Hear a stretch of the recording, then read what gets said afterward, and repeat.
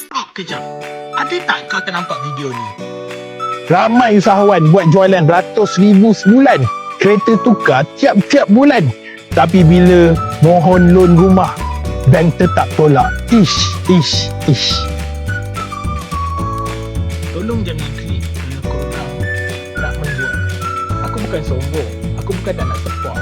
Tapi aku nak mencari orang yang betul-betul bermasalah dalam urusan percukaian. Kau bukan tak mampu, tapi kau tak declare cukai sebab bank bukan tengok lifestyle kau.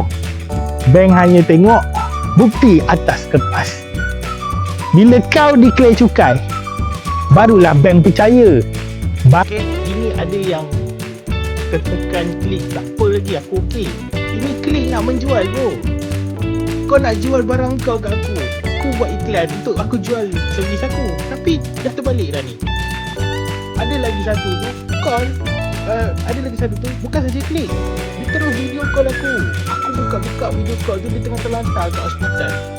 Ada orang rakam lah, which is bukan yang terlantar tu yang buat rakaman. Ada orang yang merakam tengah terlantar minta sedekah semua. Bro, ini bukannya tempat pusat kebajikan.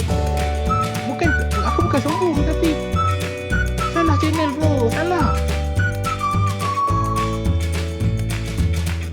Okay, jangan buat lagi